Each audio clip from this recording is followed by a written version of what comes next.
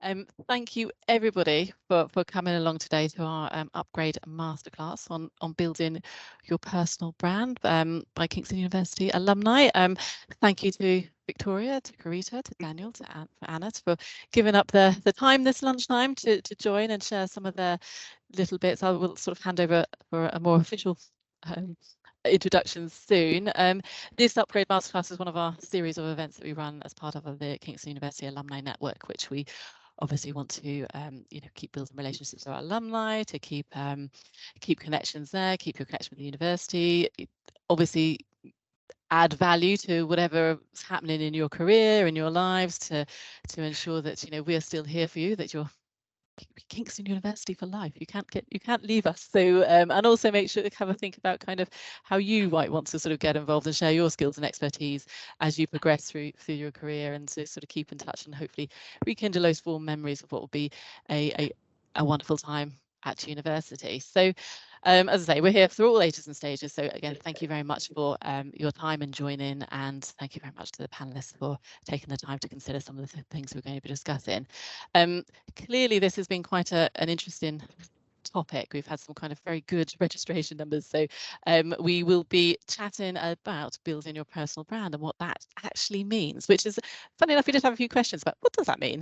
We had a few people thinking, oh, is that like how you build your career? Is that getting promoted? Is that, does that mean that you have to like be on Instagram? So all these sort of questions. So I'm not going to go into what. I'm going to hand that over to the panel to discuss about what that means for your career and how you develop yourself, how you be authentic, how you overcome the challenges, and how you sort of become a focal point of your industry and your expertise that you've obviously built up along the time. But before I hand over to Victoria, what I'm going to say is just a couple of little housekeeping things. We're recording this, so if for whatever reason you have to dip out, so if you might want to catch up later because you missed something, it won't be available immediately. It will take a little bit of time. We've got to make sure it's all transcribed properly and accessible. So it's not going to be available tomorrow, but it will be certainly available in the coming few weeks and months, so we'll be able to kind of catch up online, and obviously also share that with whoever else you think might be interested in your wider networks.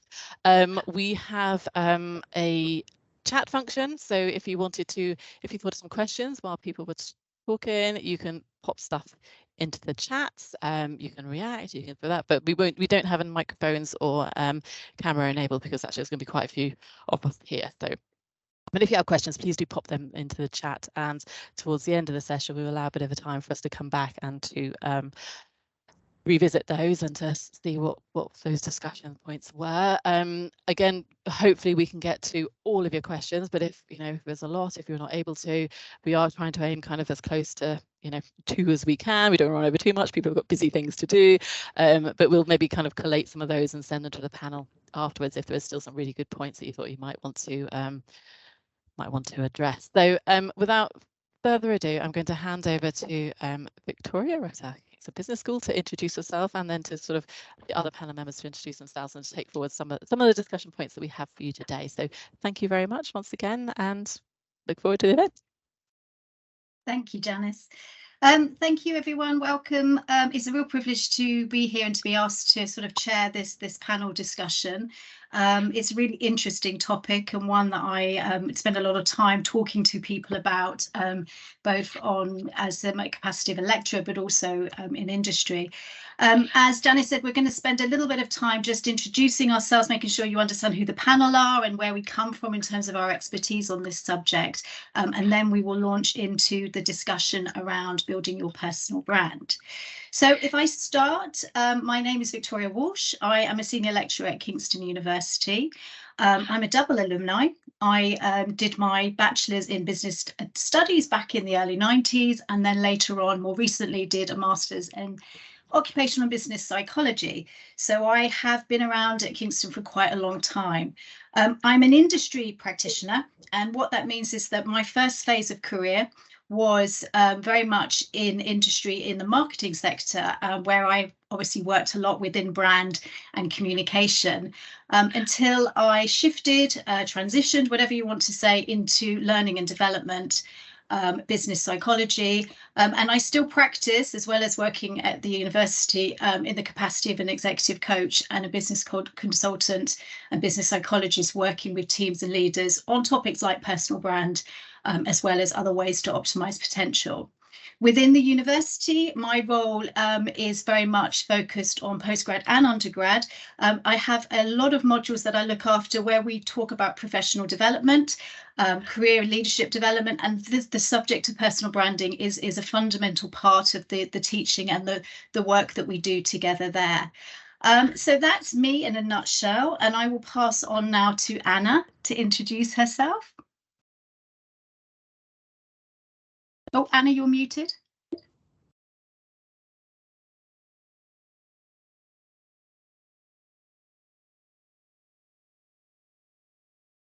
Can you hear me now? Sorry for that. Thanks for inviting me to be part of this masterclass. So my name is Anna Wrońska. I graduated from psychology with business studies in 2011. I actually studied at Kingston College, so I moved across the road, but Kingston University actually offered the topic of the degree, which I was really interested in because I was thinking that I will become a psychologist. But before I went on to study at Kingston University, I already started my career path within fashion industry. And I got my dream job, which was a sales consultant at Emporio Armani store in Knightsbridge. And then I worked there throughout my degree. I progressed from sales consultant to a supervisor. And then after I graduated, I got promoted to the head office to look after the distribution of Armani and then Versace within the UK and Ireland. And then I got promoted again, and I was also in charge of buying for the retail stores which opened within the UK. And after that, I moved back to my home country, and since 6 years, I'm working in PR and marketing for one and only luxury department store in Poland, which is called Witkat. I'm also an author of ebooks. My first ebook describes the mechanics of the business within fashion industry. It's all based on my working experience for Armani and Versace. And the second ebook, which I released in December 2022, is about financial freedom and success within women, basically. It's aiming to encourage women to be independent, to run their own businesses, and basically to succeed within any field they might wanna, check their skills in. Yeah, so that's me in a nutshell. Okay, thank you, Anna. Karita? Hello, hi Victoria. Hello everybody. Thanks for inviting me today. My name's Karita Robert Green, and I studied my first degree with Kingston in 2006. I studied sociology, and then I went on to work in human resources in a corporate company. And over the years, I worked in HR for companies such as GSK, BP, and Dell.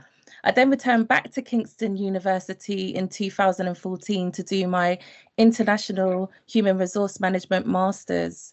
And I love Kingston. Kingston feels like home for me. It's where I started my entrepreneurial journey, and I became a life coach in 2010 and went on to launch a business called Born with a Gift. And it was all about empowering people to unwrap their gifts and step into their power, and also to focus on building their personal brands and really what makes them unique.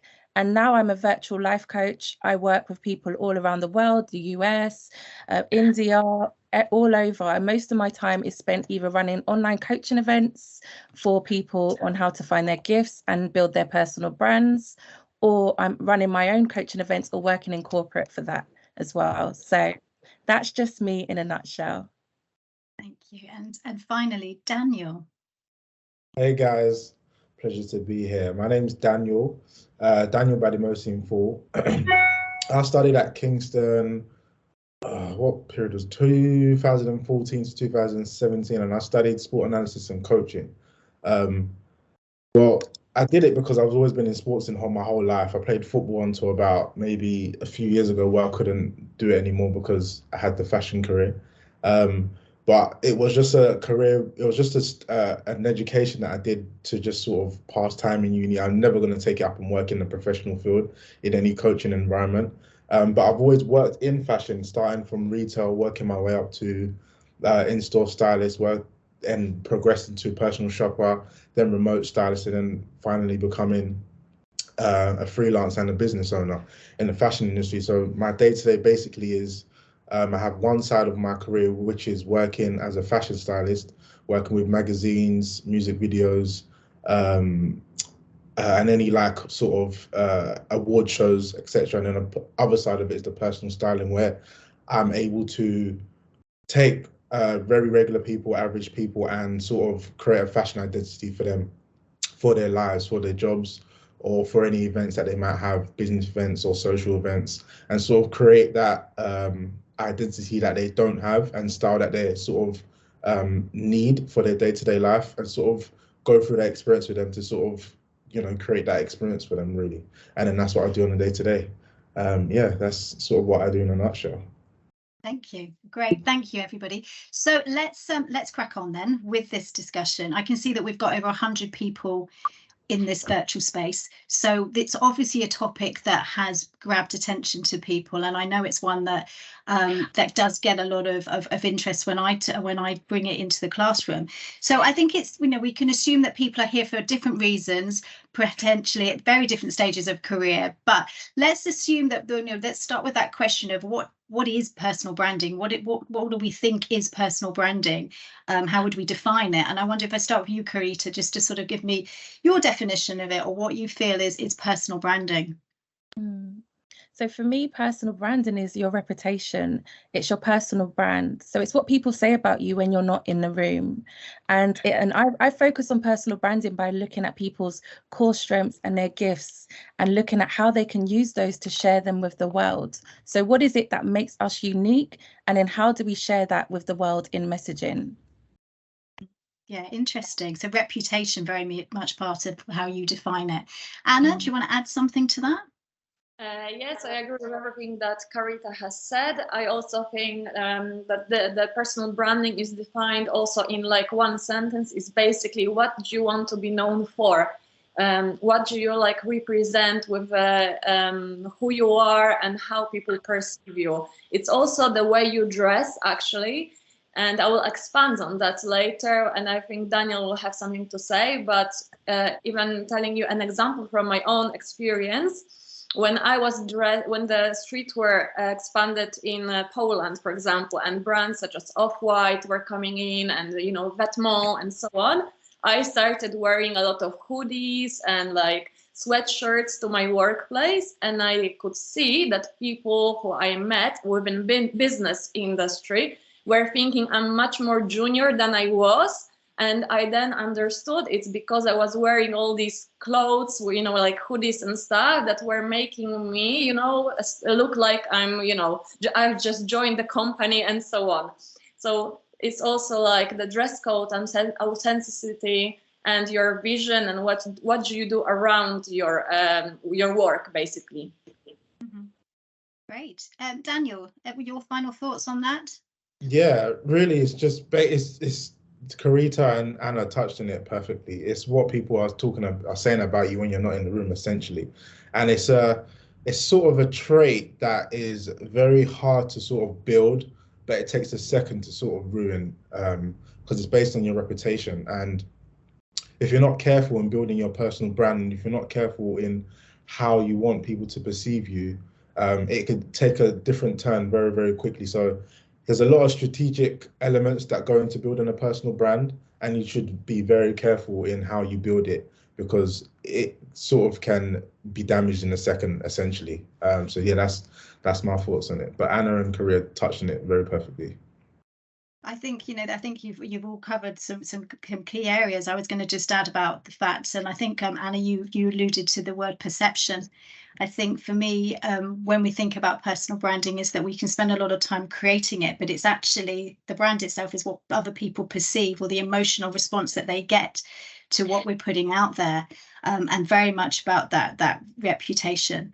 It is very much, to me, about identifying those qualities that make us stand out, and then making sure that the right people know that we have those qualities, and that we're recognized for those qualities, and that we're seen to have those qualities. And it's how we make people feel, it's how people see us. So in terms so much about how people see us, as well as how they speak about us as well. It's such a big topic, isn't it? And you know, a lot of people do associate branding with the whole idea of the Coca-Cola can or the iPhone, but we are living, walking brands, which we are building every single day. So I'm wondering if we could just think about it from a personal brand, from we think about careers. So, you know, what do you see in terms of personal branding? How does that add to the development or the progression in a career? Daniel, shall I come to you first this time? Yeah, so for me, because I am self-employed and basically it's me sort of against the world. I don't have much of a team. I sort of freelance and hire outwards. But my brand is everything, because in the industry, it's a lot of networking and who you know, in the fashion industry especially. A lot of industries align with the same philosophy as well, but in the fashion industry especially, it's a lot of who do you know. And as you are coming up the ranks in the industry, what are you doing to place yourself in a position where you can get the next position to sort of elevate you? So when you're working with these people in the fashion industry, for example, myself in the styling industry, you're going to be assisting and interning a lot of the time before you actually get to a place where you have leverage or a say in anything. And it's those moments where you're working with someone who has to then tell someone else when you move on, okay, this person has done this person is good at this person can do this. So that is all your personal brand, until the point where you can get to a stage where you don't actually have to explain your brand anymore. People sort of know what it's like. People sort of know you because of the words that other people who have worked with you have said about you. And then you can sort of move up the hierarchy in that way in the industry. So yeah, that for me in my career, that's what it's sort of been like. Garita, do you have anything to add to that?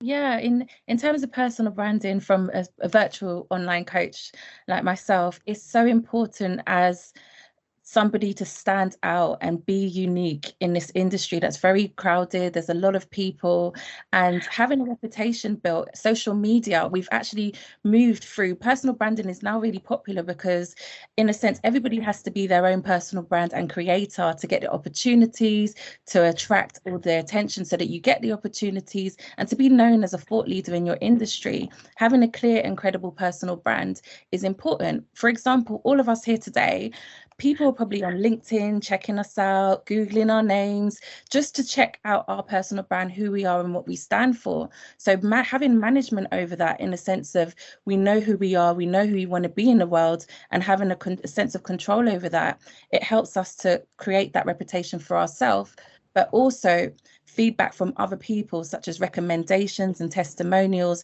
help to reinforce that personal brand that we put out there in the world. So very much a supportive element of career progression for getting that new job, getting further in the career.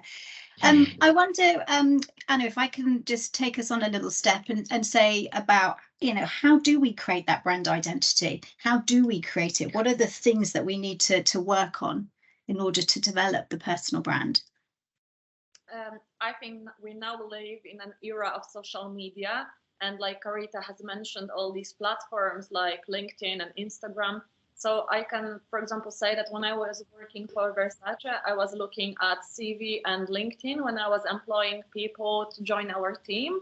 Today, I look at LinkedIn, then Instagram, and then CV at the end, because like working within fashion industry, you know, it's a high standards, it's luxury, but a high like sense of aesthetics. And for me, Instagram is like your best CV, because I can see whether a person who I'm considering to join our like team or for is suitable for the job, whether this person looks at the importance of Instagram and whether the person is, for example, maintaining the page in like a clean way, like not showing like personal life and, you know, not having drinks on every other picture and so on. And I think that being consistent across all the platforms having a nice CV is great, but then, you know, the way you're maintaining your social media and whether it corresponds to your Instagram and LinkedIn, CV and LinkedIn is also like very important, I think. Okay. Daniel, do you want to add anything to that? Yeah, for sure. I think Anna touched on it perfectly, actually. Social media is where the attention is at right now. So, you know, for what you want to do in your career, social media has to be the #1 gateway to that. You don't have to be on all 5 or 6 platforms that are out there right now. You have to choose which ones are most applicable to what you want to do in the future. For example, TikTok still has organic reach, so you can not have many followers and still reach, you know, still go viral for whatever content you're posting on there. Instagram is a bit more harder, but it's still viable. It's still a viable solution to building a core sort of fan base to sort of drive people to, I don't know, a website or your brand or your company. But also now they've just introduced longer lengths of Facebook Reels, and the attention is going back to Facebook Reels again, which wasn't there for a little while because obviously people left Facebook and joined Instagram. So there's all of these platforms that are out now, and it's just a case of just pumping out content. And it's not just pumping out content, it's being strategic with the content that you're pumping out as well. Don't just be for like what Anna said, just post your Instagram should not just be like, you know, when you're out and you have a drink in your hand, that's your pictures that you're posting. If you're trying to build some sort of brand, allow it to be an expression of what you're trying to actually build. Essentially, if I'm in the fashion industry, my Instagram is purely, I don't know, purely reels about outfit creations or whatever. And that's what it's going to be on. And then there's some content that I post on TikTok that's basically like a green screen of me talking about articles in the industry and what people are going through in the industry. So I'll make different types of content relevant to the platform, for example, because the algorithm works a bit different. But essentially, it's just pumping out content. In this day and age, you have to pump out content to just get your content out there into the algorithm. So what I'm hearing from both Anna and you is this word of consistency and personal expression and using the channels that are out there to get that visibility. So I'm going to change the question slightly for Carita here and see if we can peel it back a little bit, because there may be some people on here who are thinking, where do I start? How do I start to create that personal brand? So for you, what are those ingredients? Well, what are the bits that you need to work on first of all before you can get to that point of creating the visibility? So this is where it's really powerful to know who you are and who you want to be in the world. So this is where it's down to personal development. I'm so passionate about personal development because of social media. Again, I talk about social media a lot because one of the main reasons people are interested in personal brands is because of social media and having to promote yourself nowadays, whether it's in your business or your career, but always starting with who do you want to be in the world? It's easy to look at somebody and want to copy them and do everything that they're doing, but they're probably using their gifts and their skills and things that come naturally to them. By investing time in yourself and thinking, what are my skills? What are my talents? What do I really want to do? Who do I want to be in the world? When you focus and invest time in that, that is when you're able to show up more powerfully with your personal brand, because then you can do things that are aligned to your values and be authentic in yourself. So in terms of where to start, I would say look at your strengths, look at what comes naturally to you, and then focus on how can you stand out as a leader in that industry? What networks do you need to create? What qualifications do you need to do? What types of jobs do you need to do? And then I would say start with your strengths, then work on your message, work on your messaging, and then look at your visibility. How can you show up? And it might take a look at stopping and looking at what is your current presence online out there in the world, your LinkedIn, your Facebook, your Instagram. This is where people are going to research you. And when you type your name in Google, are you on podcast? Are you showing up? So it really just depends on what you're doing and who you want to be out there in the world. Oh, I love that. Who you are and who you want to be in the world is a really nice sort of way of positioning it. So just to recap in terms of what I was hearing you there, and I totally and utterly agree with you here, the big part of it is that self-awareness piece. that bit of really to understand yourself, because you can't go out and get other people to understand who you are if you don't yourself really understand what you stand for in terms of your values, what your strengths are, and as you put it, those qualities that allow you to be different to the other people, those bits that sort of set you apart. Very much also the personality, you know, Anna very much talked about earlier the bit about dress, but I think there's a big part about our personality, how that comes across and how we use that within our and recognize how that is about our brand as well. And then that message, the message, Karita, I think is a really, really good point about the fact of getting that right. So Anna, I wonder, in terms of the idea of the brand message, whether you have thoughts on how do we create that? How do we make sure we've got the right message? If we've created a picture of who we are and who we want to be, how do we create that message? Basically, after you've completed like the job of defining who you are, let's say I want to be like the fashion business professional, and how do we convey the message to the audience, right? Is that the question? Yeah, so in terms of the getting the message right, and I think you've hit the nail on the head there by the word audience. Yeah, I think it's by testing out different things, posting different strategies, or seeing how the people react on what you post, and finding yourself within that environment. I myself had this debate, or I wasn't sure whether to join TikTok, for example, because I've built like some a reputation of being serious, like fashion business professional. I'm an author of ebooks. I'm a PR director of a luxury department store, and at the time TikTok was a platform which you would like think that it's not serious enough. People like dance to the funny music there and so on, and I was wondering whether this will be perceived as something of an value, of whether I will find myself within this platform. So as Karita said, I sat down and I thought, like, how can I add value to this platform? So I thought of different series which I can roll out on TikTok, like, for example, fashion news for today. So in 15 seconds, I talk about some news from the fashion world. Then a second video series was real or fake. And I was comparing like a real item to a fake item, or showing what are the features of the real, an original piece of like Louis Vuitton bag or a Gucci bag. And I started testing what are people saying. Are they like receiving that, the videos well or not? And then I realized that it's actually a format video which is really popular on TikTok. And some of my videos on like new account had few 100,000 views.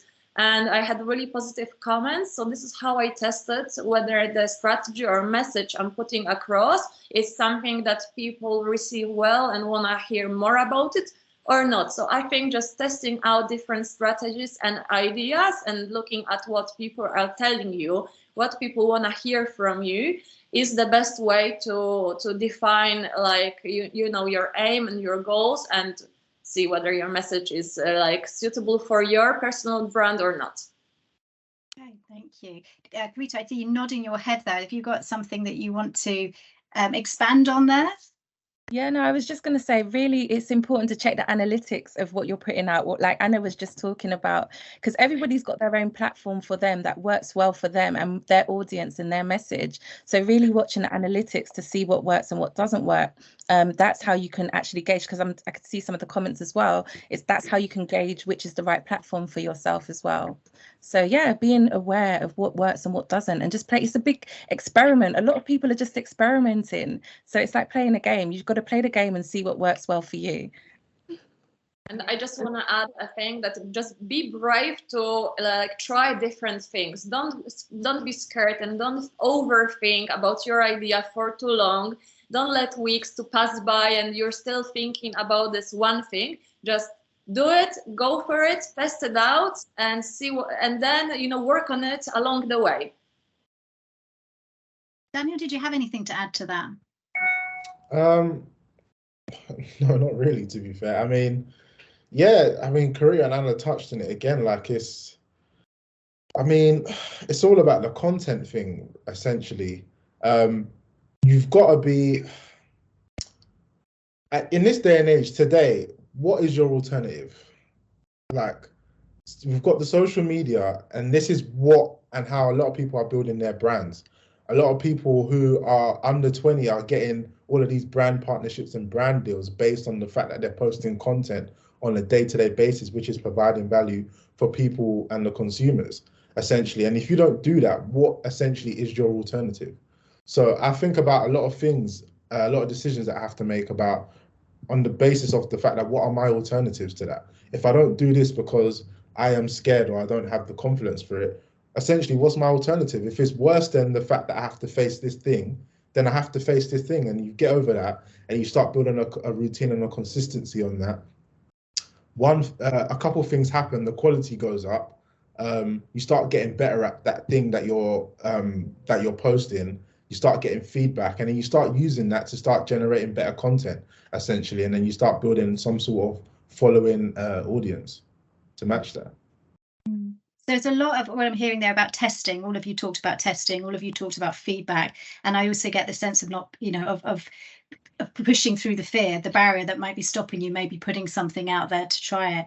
I like to just think about the messaging from a point of going back to I think it was Karita who said about the audience, and to just think of ourselves, if we do think of ourselves as a brand, because we have to get into the mindset of the fact we are a brand, we're out selling ourselves, whether it's for a job, whether it's in a networking to get a piece of business, whatever it is, whether it's actually just around a table in a meeting, raising our profile and selling ourselves. It is about making sure that that message is hitting with the right person. So it is the communication strategy in that sense. And my big message to everybody when they're thinking about personal branding from a messaging point of view is you won't appeal to everybody. So you have to be really clear on who it is that you're targeting. So very much, and that obviously leads to the type of channels you're going to use, but also the words that you're going to use, and how you're going to show up. I want to just move on a little bit to something, I think it was Karita, you said much earlier, you used the word authenticity. And I wanted to see, ask the panel very much about that as a word. For me, it's a really fundamental part of personal brand authenticity. But how do we ensure that we are authentic? And what does it really mean to be an authentic personal brand? Daniel? Yeah, I mean, I have a slightly different opinion on this, because I feel like authenticity in the workplace or within your career, I kind of see it in a different view. For example, me being authentic in my career, in the line of work that I do, I don't think necessarily helps me. What drives me is the consistency and the discipline to actually get the job done. I have to show up. Me being authentic is like, oh, I don't feel good today. That's my authentic self, but I can't show up as my authentic self to do the job, because that's not what's going to provide the results. For example, if my doctor who needs to provide us, who needs to perform a surgery on me, I don't want him to come with his authentic self if he just had an argument with his wife before he left the house to come into the office to perform a surgery. I need to know that he is focused and he's ready to perform that surgery. So I don't think being authentic in certain situations is necessary. If you're in a relationship, your friendships, yeah, be authentic, because those discussions need to happen. But in terms of that, the workplace and your career, it's a bit of a fine line whether you need to be authentic or not, because you need to do the work, and the work has to be done whether you're feeling good or not, essentially. So we're coming from a very different point then, because I would have said it's one of the very key parts of personal brands. Let's see what Karita says on this one.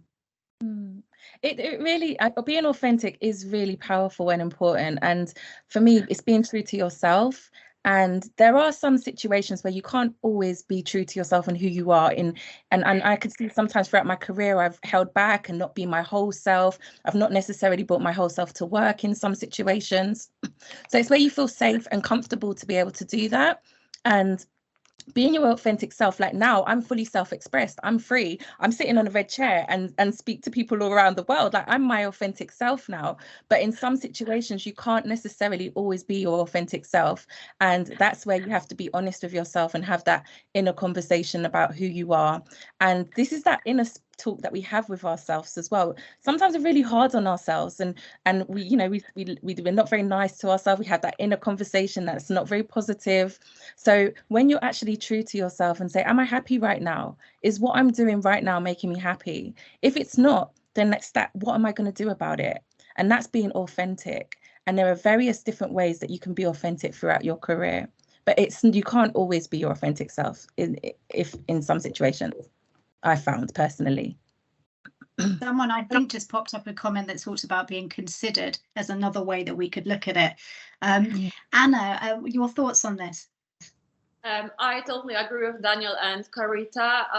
In my work, I work with a lot of people. I do a lot of events, press days, and so on. So like Daniel said, there is no bad day during that day. You have to be consistent. You have to greet these people, talk with them as always, be there for them, and be consistent in your work and how you normally are, and put your personal life aside, and, you know, be in your workplace and be present.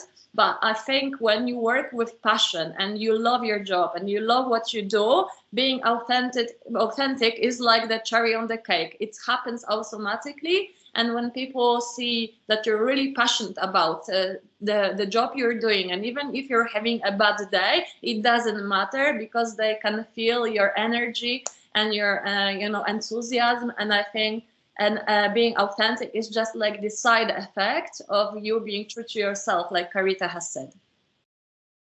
So I'm not necessarily going to disagree with anything that you've said, because I completely actually see where you're coming from. Where I come with the authenticity on personal brand is very much the trust part. So we buy into brands because we trust them, because they say what they will do and they deliver what they're going to deliver. So for me, the fact is, if somebody comes in, I don't know, if there's someone posts something on LinkedIn and they put this great sort of like image out there, and then they show up and they're completely different, then to me that breaks the personal brand. I think Daniel said right at the beginning, it takes a long time to build up. It could go in seconds to be broken. So it's that whole sense for me about the trust part and the relationship. And the second thing, in the sense of it's exhausting trying to be something that you're not. So I think I'm looking at from the fact of, I completely agree, the authenticity is about, we can't stay, you know, if we did, you know, turn up absolutely exhausted, if that's how we're really feeling that morning, and be our authentic or exhausted self, then that possibly would break our brand a bit. But we need to be, I think I like the word considered in the approach, that we need to make sure that we're not trying to create something or put something out there that isn't true, because people buy that trust that we will deliver what we say we're going to deliver. And that's where I come at it from the whole element of personal brand and authenticity. I just wanted to see about the idea of how you get past the challenge. I think we alluded to this earlier about putting your brand out there. You know, we said we develop it by doing the self-awareness work, finding out exactly who we are, wanting to say this is where we want to get to, and want to get out there and use the channels that you've said. How have you got past some of those barriers of being able to put yourself out there? Daniel, I'll come to you because you referenced this earlier. Yeah. So just can you just say the first part of your sentence again, just so I can formulate my... Yeah, so the sense of the fact that we've developed the personal brand, you spent all the time developing it, you know who you are, you feel comfortable and confident that this is who you want to put out there into the world, but something can stop us. There are barriers. What are the things that can get in the way of us getting that brand out there? Yeah, I read a book. Well, I currently read a book. I read a lot of books, but this book is it's called, oh man, it's by Stephen Pressfield. It's something to do with the world of art or something like that. But he talks about a lot regarding resistance and how resistance plays a part in our careers and what we want to do. And he's a writer, so essentially resistance is always going to be there. And as we grow in our personal brand and as we grow in our career, we learn to play with resistance. And it's this game of like understanding that resistance is always going to be there in the things that you're trying to achieve. And essentially, you just have to keep working through it. I said before, like, there's no alternative. Like, if this is what you have to do and you need to get it done, there's no alternative to that, because you have to get this done. So you have to, essentially, you build up this sort of trait this sort of skill of like getting the work done, getting through the grind, and then through that grind, you end up seeing like these little things that manifest, and then these little signs that say, okay, you're on the right track, you're doing the right things now. But it's always getting over that hump. Once you get over that hump, you start seeing all of these things start to sort of gel together in your life and your career. So yeah, that's sort of my take on it. So that there's a natural resistance sometimes to putting yourself out there. For sure. There's always going to be resistance. Always going to be resistance. You can't fight it. It's always going to be there in everything that we do. That's something that I've learned. There's always just going to be resistance. When you least expect it, it's always there. When you feel like this thing that you need to get done feels like it's easy, but then you get it done and it's like more things that get added to it. That's always the resistance that's playing a part in that thing. Every time that we want to get better ourselves, there's always some sort of force that's acting the opposite way to us getting to that goal. Anna, what do you feel about the resistance? How do you push through any resistance to keep consistently getting your brand out there? I think like the things like a good reputation, great personal brand, success, it's all about breaking your own limits and putting yourself higher and higher and higher. And how I developed within my career, I always wanted to, when I was 21, I was already at the Versace showroom. I was the most junior person there. And I always wanted to show that I can do more. I took a lot of initiative. And I always remembered the quote that Richard Branson said. And he said in one of his books, if someone offers you an amazing opportunity and you don't know if you can do it or how to do it, take it and learn how to do it later. And this quote was always in my head when there was a job that I didn't know how to do. I was putting my hand up and I was always like, yeah, I can do it and so on. And then I was calling all my friends. Then I was doing all the research on Google and all people I could know, they could help me on that topic or like preparing a business plan and so on. And I was going through this because I was breaking my limits and I was pushing myself that, yes, you can do it. And if you don't know how to do it, you can always find out how to do it. And I think that pushing my boundaries and my limits really helped me to get to where I am right now. And Carita, do you have anything to add to that in terms of pushing through that resistance, pushing through that sort of inner dialogue that some of us can get to say, I'm not going to comment on that, I'm not going to post that, or even if you're turning up in a networking event where it's, we've talked a lot about online here, but actually having the living, walking personal brand in a room of people. How do you work through pushing that brand out there in terms of any resistance? So in terms of me, and we can be our own best friend or our own worst enemy. It really is that simple. And for me, I didn't want to be visible online when I first, because I used to do my coaching events in physical. Everything was physical. People used to come to the events. It was all live. And then I had to shift to online. And then I realized that you're not going to stand out in the online world if you don't show up. If people don't know what you do, if they don't know you exist, you're not going to get any clients. So I had to work on my fear of being visible online. And I realized trying to do that by myself, I wasn't getting very far.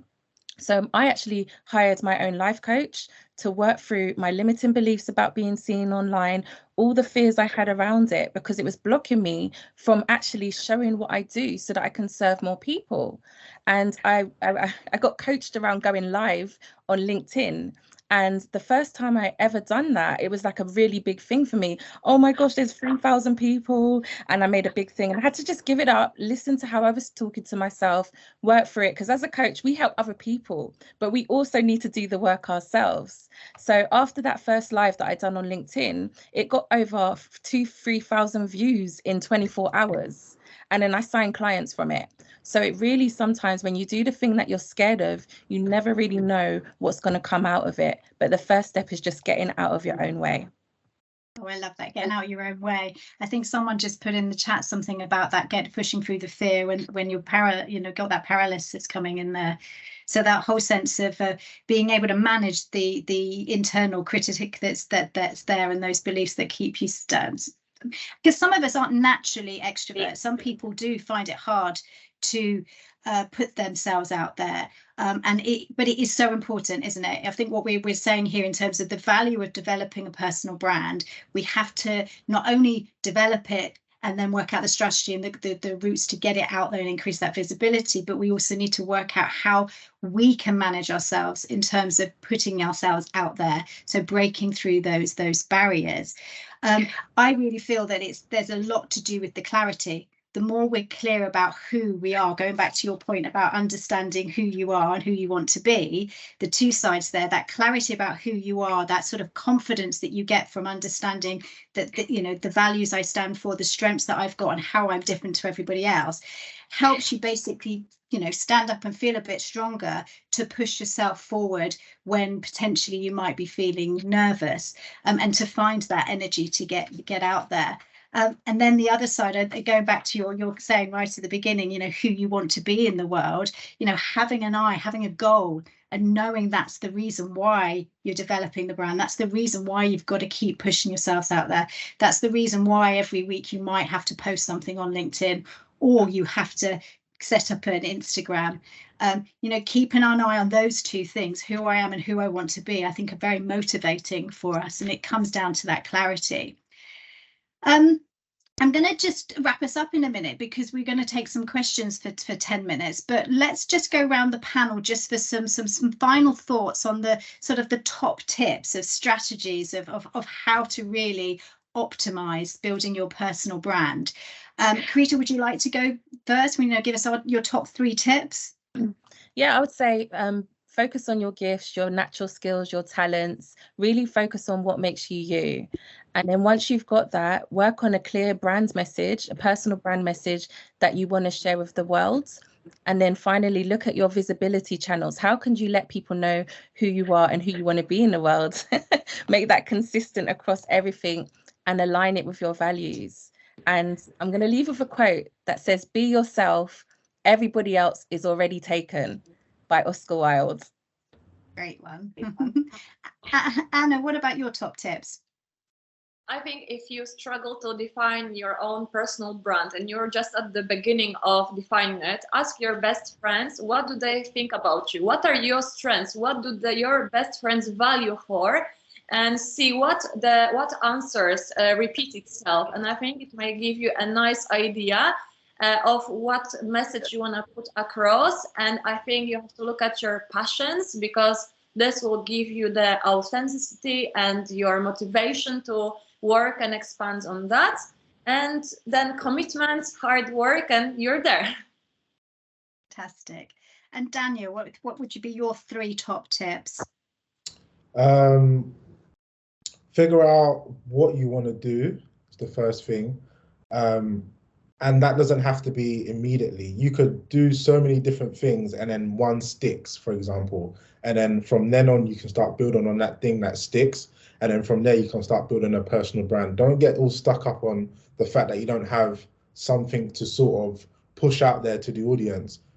You can figure that out doing multiple different things. You don't have to, if you're interested in fashion, you don't know what to do in terms of fashion content, be stuck. Post something else, and then maybe later down the line, you'd find a content that you can then translate into a fashion sort of specific content.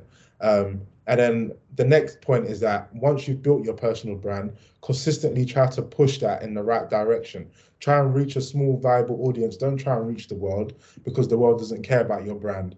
Try and reach the smallest viable audience and push it to them, and they can spread the word about your personal brand. And lastly is the discipline. Just always get the work done, even when you don't feel like it. There may be days where you don't feel like it. You may take the day or the week off, but immediately get back onto that train and get the work done, because it's discipline that gets you through most of the things in life. Fantastic. So I'll just end with my 3, which I'm going to try and be a bit different, so as we're not repeating. So for me, I think a big part of reminding people is that your personal brand is always on show. So whenever you meet someone, whenever you write something, whenever you do anything, your personal brand is being put out there in the world. So remember, and that comes down to that consistency bit. I think there's a lot of power in writing it down. You know, once you've identified it, writing it down, you know, this is what I am, this is who I am, you know, this is what I stand for, and these are the key strengths that I'm putting out there, so that you've got something to connect to and remind yourself for that sort of consistent message. And for me, one of the best pieces of advice I ever had, again from my own personal coach years ago, was we're all work in progress. So it is okay to fail. It is okay to basically have those down days, but it is about, you know, the discipline. It is about basically learning from that and adjusting things. And that's why it is trial and error when we're developing the personal brand. But I think we do need to remember that point that Daniel made is that we can spend a lot of time building it up, but it can be quite easily broken down just with that inconsistency or something. So I think we've got you know, a few minutes left for questions, Janice. I think we've had a big discussion, covered quite a lot there. I think we can thank everybody for sharing their thoughts, and I'm going to pass back over to you for the questions. So fantastic. That's been an amazing insight into personal brand. And certainly I definitely put myself into one of those more introverted segments of going like, oh gosh, how do I really put myself out there? Surely what I do is good enough. But even working within like quite a big organization and previous organizations, putting something on LinkedIn about a project you've done or an event you've been to, you know, the company and people in the company see that in a way that perhaps you know, the directors, the CEOs, the managers, you know, they wouldn't be seeing that. You know, you're not going to sort of necessarily go around and drop them an email to say I've done this, but actually, you know, promoting the company, promoting what you've done, that's creating a visibility. And I think that's what I'm going to take out of this going forward if I want to be more recognized and to be more you know, building that kind of get stuff done. I had a quick question I've been following through. Obviously, please do put stuff in the question if you have ideas like maybe specifics or something that you want us, the panel, to look on.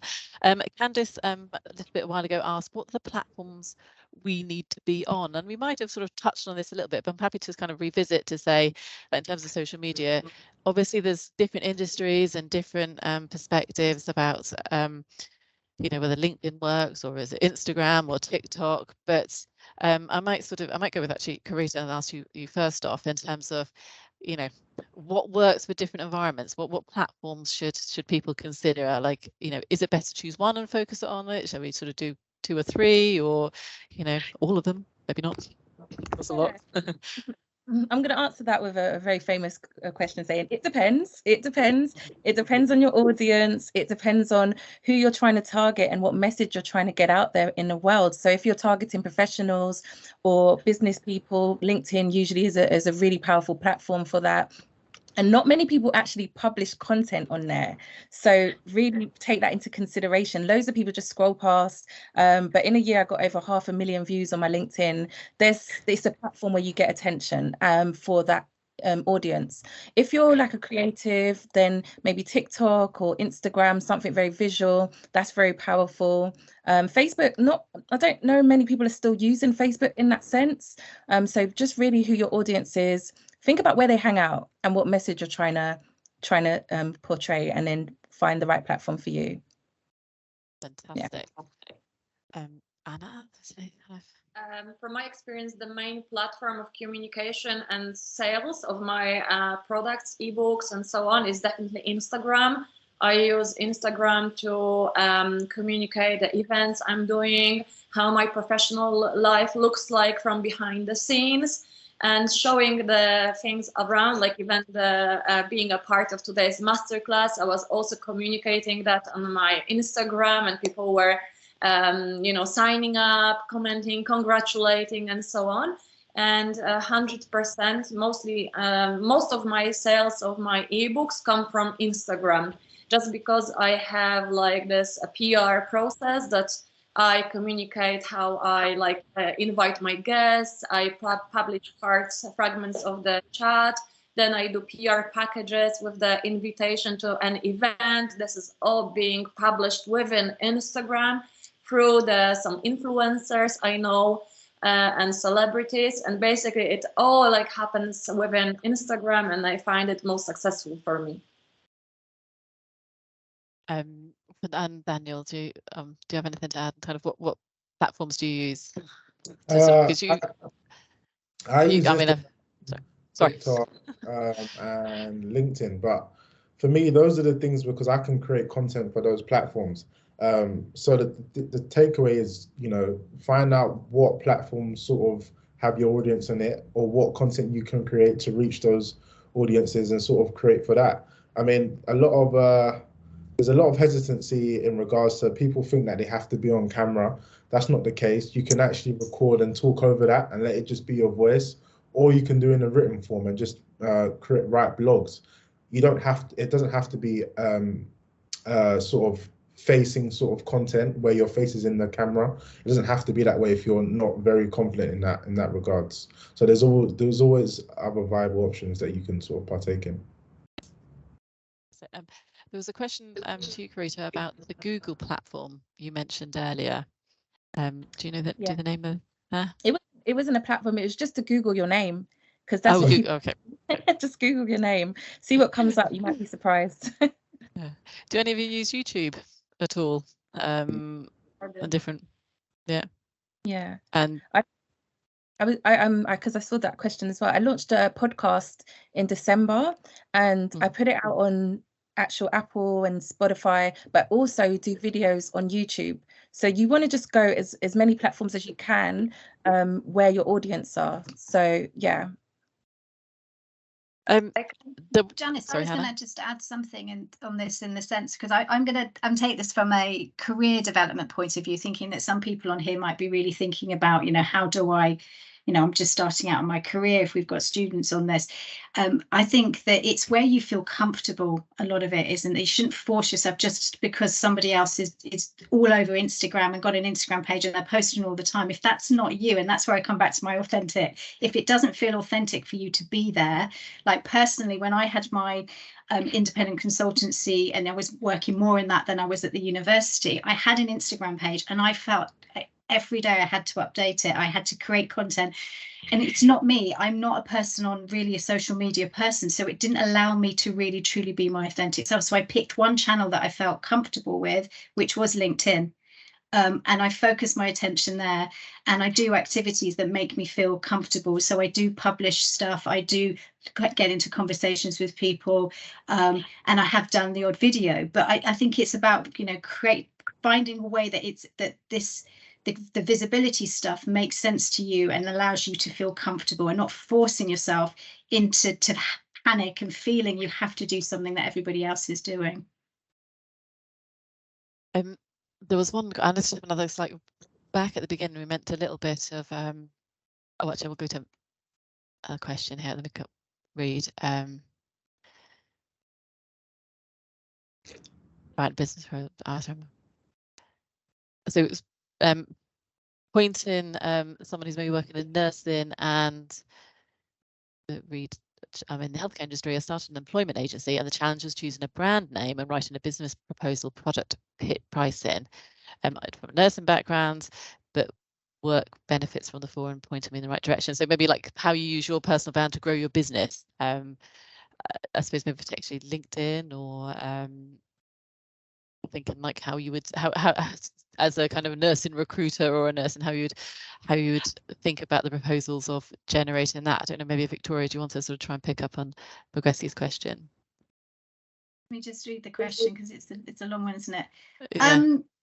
I think very much it is about, I think the guys have basically said this in the sense of, you know, identify your audience and where your audience will see you. So if you're trying to grow your business, and it is, I don't know. So for me, when it was more about coaching and I was targeting midlife women, at one phase I was very focused on females, and I still do work with a lot of females, but in terms of midlife women, I knew that they were on Facebook and Instagram. So therefore I picked those channels to work in and to communicate. Now very much as with my position at the university is about external engagement with different organizations. So LinkedIn is the perfect platform for that. So I think it very much is identify who it is you're trying to speak to and work out where you'll find them. And it might not be online. It might be actually, you know, I talked to somebody this morning about the fact that it might be about going to an event where you will find those people. And as I say, you know, the living brand is walking around there. And that's the best way to promote yourself. And again, it's just think how Coca-Cola would do it, think how iPhone would do it. You know, they have a media strategy, they find out exactly who it is that's going to buy it, and then they work out where they're going to find them, and then they position themselves there with the right message. Fantastic. Well, I'm conscious we've gone after just slightly over 2 o'clock, and probably come to a nice edge. One of the things, as it happened when we put together panels, we had 2 people working in the fashion industry, but actually touched a little bit on your point, Anna, earlier about, and obviously Daniel, kind of styling yourself to sort of, one of the advice I had back in the early days, you sort of dress the job you want, not the job you have, potentially, which is you know, good. And it doesn't have to, you don't have to be kind of uber expensive brands, but just thinking about how you present yourself in a professional context. And I remember thinking about going in hoodies. Well, if I want to be a manager or a leader or the CEO, then, you know, but then again, actually, maybe in a more informal setting, things have changed, but it is about kind of bringing that authentic self as well. Is there any final apologies if I haven't managed to what I'm sure the panelists are more than happy to kind of share any social media handles in the chat before you go, if you want to kind of connect with them, or if that's, you know, we're more than happy to do that. Apologies if I have missed any questions in the chat. It is quite, it goes very up and long chat, but if there's any questions, we will take a little eye to make sure we haven't missed any and put some to the panel. Any further thoughts or reflections before I wrap up? Has anything else to add? I have to book 2 hours basically. Sorry, I missed the first bit of that. Next time you have to book 2 hours. Oh, absolutely. Yeah, we'll make it extra long. But this is a lunchtime session. Everyone's had a chance to sort of dip in a bit. They, you know, we've got great resources. If you want to share any resources, the panel that you've, you know, the books that you've read, your podcasts or anything like that, please do put those in the channel as well. That'd be fantastic. And I just really wanted to say thank you so much to all of you for taking the time to join this lunchtime to share your skills and expertise. It's been fascinating listening to you and sort of talk a little bit more about this subject, our personal brand, and how it, you know, can overlap professionally, personally, with your businesses you're trying to grow, your career, your employment, about where you want to be and what you want to do with your life, and, you know, creating yourself to be an authentic self, because being anything else, it's really hard not to be. So thank you so much. Really appreciate your time. Thank you all, everybody, for joining us and listening in. It's great to see sort of the chat going through and all the sort of wonderful comments. It's kind of an engaged and interested in audience, so appreciated. And as I say, if you you know, as a flag out to sort of, you know, keeping in touch with the alumni network, if there's anything you wanted to sort of hear about in the future for these type of events, do let us know. Stick it in the chat, or you can email us at alumni@kingston.ac.uk. We're always up for sort of new suggestions and topics, potentially slightly longer upgrade masterclasses next time, but we will see. But also likewise, if you feel you've got something to add and you wanted to share your skills and experience, we've got some, you know, do have a little look on our kind of get involved section on our website. You can fill out kind of, you know, if you want to become like Daniel or Karita or Victoria or Anna and sort of be part of a panel in the future to share some of your skills and expertise with the wider alumni community, with our students who are obviously very keen on hearing what our alumni have gone on to do and your skills and expertise, and please do that as well, because this is part of the community that we're building, that we can, you know, students in particular, as they're sort of starting out, and this can kind of see what progression and paths lie on. But yes, thank you so much. There will be a recording available, as I've said, at some point in the future. You'll be able to catch up on this if you might have to dip out, or if you've just joined a bit later and missed the beginning, more likely. So we will see that, and then you can obviously share that with wider thing. But thank you again. Thank you, everybody. Pleasure. I appreciate it. Thank you. Thank you. Yeah. Thank you. Take care now. Bye bye.